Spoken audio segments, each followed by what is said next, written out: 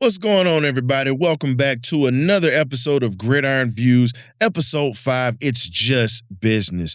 Today, one of our business associates is stepping out for a little bit, taking a little R&R time and handling some family business. Shout out to our guy, Andre. But today, myself and Mr. Tyree will be holding down the fort and getting to it today. How you doing, Tyree? Man, it's a phenomenal day. The weather's nice, feeling good, man. Spending time with family, handling some business myself.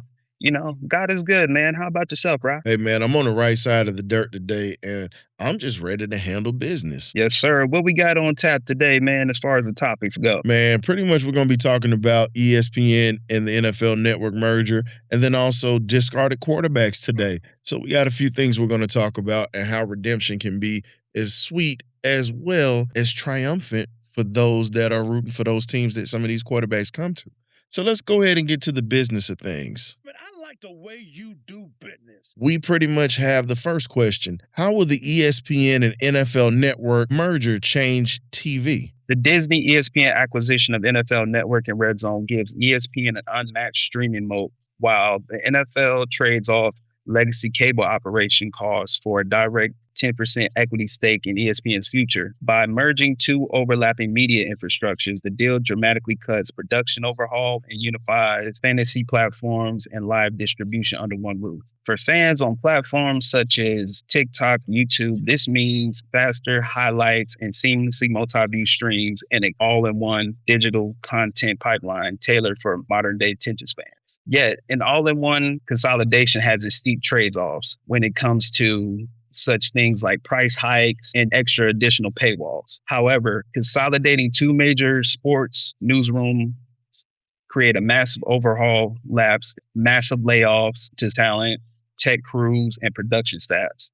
Ultimately, it stands as a clear case study of corporation effectively cutting down massive talent overhauls for a bottom line within the media workforce. Man, when you look at the fact of this merger is taking place, I'm also looking at the fans that are not able to afford the high cost of cable or streaming at this point. You have a lot of the older citizens who rely just on the regular television, Fox, CBS, and networks of that sort just to be able to get their entertainment for their games. But because it's so much of a business now, I think that it hurts the value of having the traditional viewers. It's more of a Fortune 500 company situation where they're getting ready to benefit off a ton of this at this point.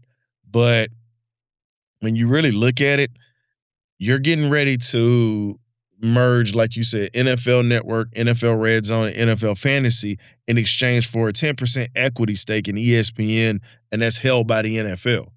And when you look at it, it's approximately $3 billion when it's all the way around.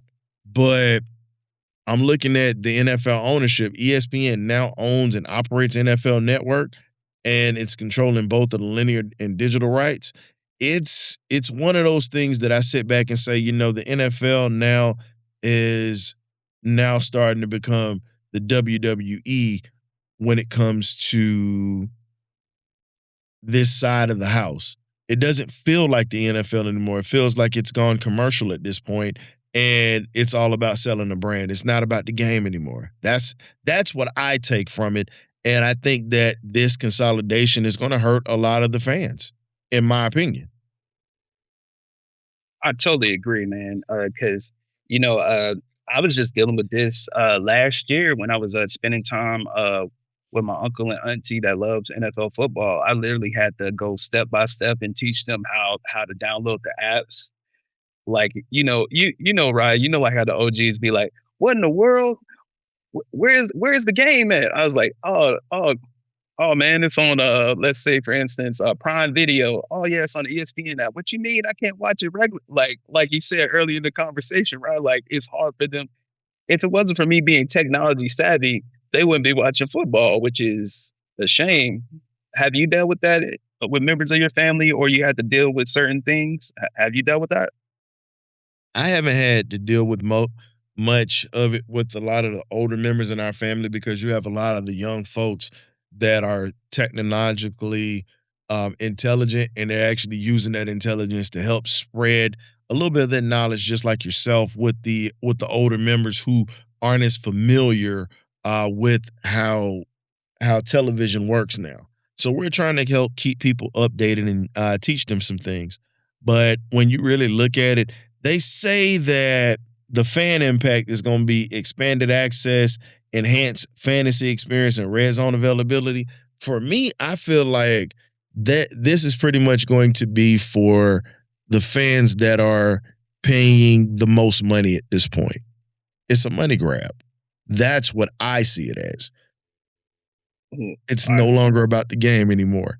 And at this point, to me, it kind of tarnishes what the game is about. I understand the business is the business, but you're taking away from the people who supported and got this business to be the number one sport in this country at this point. Because remember, baseball was that at one point, and now the NFL was able to take over with TV marketing and things of that sort because they were in everybody's homes, whether it's college or whether it's professional.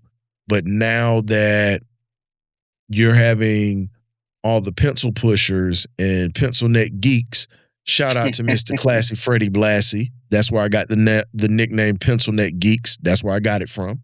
Don't want to sit there having a trademark infringement. But when you let those individuals make that decision, there's a lot of people who have never put on the helmet and shoulder pads and don't understand what the passion of the game is, what it brings to people, what it represents to fans in different cities. Because there are a lot of fans who work their hard jobs, 2-3 jobs, just to be able to have the experience to sit down on a Sunday or even a Thursday night now or a Monday night just to watch their team play. But now that it's becoming a little bit more arduous on how things are run, it's going to be even more difficult for them to support their teams unless they're seeing their teams locally. Man, speaking of keeping it business, what is next for, the discarded quarterbacks such as Kyler Murray or Tua Tagovailoa? I think that would be something worth discussing. I'll say when you really look at these quarterbacks, you're really seeing two guys that came out of college with a lot of potential and a lot of hype that were coming behind them because of what they did. You got a Heisman Trophy winner in Kyler Murray, and then you have a national championship winning quarterback and Tua Tagovailoa, a.k.a. the Honolulu Michael Penix. I got to throw that out there for my guy Dre. Let's just be honest on this one, man. These guys were in bad situations. Kyler Murray didn't help himself by not being a great leader in that locker room in Arizona. That hurt his career. And now he has a second chance to go to a team that has more talent and actually has an opportunity to do well in your team's division. And the question is he going to be able to grow up and matriculate and become that quarterback that can actually take that step forward and lead grown men? Because he failed miserably in Arizona. To a transition to Atlanta, the organizational priority is making sure they don't rush the timeline for Penix. I look at it as, is he an insurance policy for Penix, to protect Penix, or can he be an immediate starter? And let's transition to Kyler Murray. Just like Kyler Murray and Tua, they had high draft position points, but Kyler was the number one overall pick. Sure, he was in a dysfunctional organization. He played his role in some way, shape, or form. Not everybody's clean. I would say he has a natural standout talent, but it's either put up or shut up with the Minnesota Vikings, because you got a quarterback guru with, Coach Kevin O'Connell. He's very quarterback friendly. Got an elite supporting cast such as Justin Jefferson. I really do think Kyler can be phenomenal if he takes his time and be serious as far as studying the playbook. Allegedly they put out in the media in his last contract, he needed to watch a minimum like 4 hours worth of tape. I would say in this sense, like with Penix was supposed to be the face of the franchise where he was drafted at. They took him number one overall for the Falcons at the 8th spot in the first round.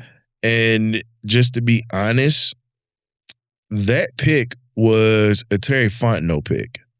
Ooh. That was who that pick was. You have a whole new regime in here who's not obligated to keep Michael Penix Jr. around. They're really not. And he's still on a rookie deal. And you're talking about a guy, out of the 8 years he's played football, college, and NFL, he's had 5 season-ending injuries. That right there is alarming for a guy that you need to have availability as the face of your franchise. And that right there stalls whatever plans that the Atlanta Falcons have. And they had to make a change and bring in another quarterback that doesn't have a clean bill of health as well. And that goes back to his days at Alabama when he hurt his hip against Mississippi State.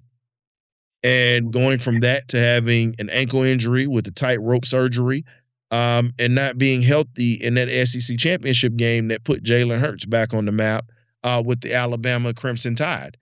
But when you look at what Tua Tagovailoa has done in Miami, he hasn't really had a great offensive line. He's had situations where he's been concussed to the point to where he's missed significant time. And then he's had times where when he's had time to throw and they were able to keep him upright, he had a chance to pretty much be in the runnings of comeback player of the year. And that's major for a guy that was playing down in Miami, which has been suspect really since Dan Marino retired. The last great quarterback they've had there that brought a little bit of success was Ryan Fitzpatrick, if I'm not mistaken. You know, speaking of mistakes, do you feel like this year with the Atlanta Falcons, because I know you're an Atlanta Falcons fan, because we're going to go back and forth with this, because technically both of these quarterbacks are going to affect our team one way or another. Do you feel like being an Atlanta Falcon fan, but also in the media, do you feel like you got your franchise quarterback on the roster, or do you feel like you're one quarterback away within next year's draft to see what you really got on the field? As much as a lot of people in my fan base are going to say I'm sick for saying it, but there's a quarterback on this roster that actually could be the face of this team, and it's a man by the name of Jack Strand. And when you look at Jack Strand as a whole, you're talking about a totally different quarterback. People try to call him a statue, but he's not. When you look at Jack is he's 6'4", 243 pounds at that quarterback position, has an arm like a howitzer, really doesn't have an injury history. And, he came out of a small school out of Minnesota State, the Moorhead Dragons, small school. He was an undrafted free agent. We've seen guys that have come out of the undrafted free agency side of the house, and they have been phenomenal. Now, the thing is, are they going to give this young man a chance to actually show what he can do? Because he had reps with the ones while Michael Penix Jr. was unable to participate with the 7-on-7s, and also while Tua Tagovailoa was really getting acclimated to the system. They were letting the rookie just come in and really do a lot of the heavy lifting. But as training camp rears its head at this point, starts this week, let's be honest, Tua's going to probably end up being the starter of this team because of the fact that Michael Penix is still struggling to get cleared for 11-on-11s at this point. And Atlanta doesn't need to rush Penix back. I think they need to allow him to heal and give him an opportunity to have a fair shake at this quarterback competition. But if Tua Tagovailoa comes out here and flat out performs phenomenal this year, I think Penix might be gone. Ooh, so if I'm gonna piggyback off that statement. When you say Penix is gone, what would you think his trade value would be? Second, third round pick, fourth round pick? I think it would probably end up being a third round pick because, yes, he's had moments and everybody's going to say, well, you need to keep him around to allow him to have a chance. But here's the thing. If you can't get on the field and we don't know what you can do, a couple of games don't mean anything. But, there's no need to sit there and speak to fans about it because fans are, they want who they want. They're going to root for who they root for because there was a lot of pushback with the Falcons when they brought in Tua. We didn't see that much pushback with Kyler Murray going to Minnesota, just to be honest. We didn't see that much pushback. And to me, Kyler Murray really hasn't even done as much as Tua Tagovailoa has done since he's been in the league, to be honest. So it's with these two quarterbacks, I think it's a bit of a toss-up at this point, Tyree. Yes, speaking of a toss up, man, I'm gonna take this, factual hat off. I'm gonna put my Bears jacket on real quick. From a Bears perspective, from a Bears fan perspective, I'm watching this rival. Always keep my eyes on the rival. But Kevin O'Connell is a genius when it comes to formatting an offense. If Kyler cannot get it right with Minnesota, I really don't think he would be in the league no longer. The head coach is a quarterback whisperer. So I think if he can't get himself together, I think he might not be in the league. He might be right back at Oklahoma, or might, ironically, what you mentioned earlier in the show, he might be back in the MLB. I really look at this situation as a low risk, high reward gambling on Kyler Murray with them. The NFC North is just anybody can win this division. It's such a deep division. And on top of that, everybody finished with a top 500 record. So hopefully it doesn't work out. That's my biased opinion as a Bears fan. Hopefully it doesn't work out. But I look at Kyler Murray, like taking my fan perspective out. I hope it works for him where he can stay in the league and thrive. What are your takes on Kyler Murray's situation? Do you think he needs to put the video games down, and just focus on film study? What's your takes on this, Ryan? I think he needs to worry about being an NFL quarterback if that's what he wants to do. If you want to continue to garner paychecks from week to week, I think you need to become an NFL quarterback, and I think you need to dive into your craft and become a professional. At this point, you're no longer a college kid. You are a professional athlete, and you're in the quarterback position. And what that means, Mr. Murray, you have to lead grown men. And a lot of these grown men rely on you to be consistent at this point. And with you being consistent at this point, what that means is this. You have people that have child support. You have people that have mortgages. You have people that have side women that they got to pay off to keep quiet with some things. We're not going to go into that. I mean, you have people that have college educations that they're still saving for. So at this point, you have to become a responsible adult that is playing a child's game, getting cash for your performances. These grown men rely on you to help them win and get money. That's pretty much what I take from it. But he's got to be a grown man at this point. Oh yeah, quick side note, man. Put some lemon peppers on, some lemon pepper wings on the side. We can talk about the sides, but Here you go with this lemon pepper. You know hey what? man, you mentioned the sides, man. We ain't gonna go into it, so I could just, throw my little 2 cents in there, You know what? At that point, this is just all I can say. Just that's You ain't all I can lying. say. You ain't lying. When them lemon peppers hit the table, it's ooh la la la. No, I'm stop playing. Today's been a good show today, man. Any final thoughts, Ryan? Honestly, it's just more so, it's just business at this point. No feelings, no type of emotion. It's just business. It's can you get the job done at this point? ESPN and NFL Network are trying to get everything done, but then when you look at these quarterbacks, they're going to franchises that have talent around them.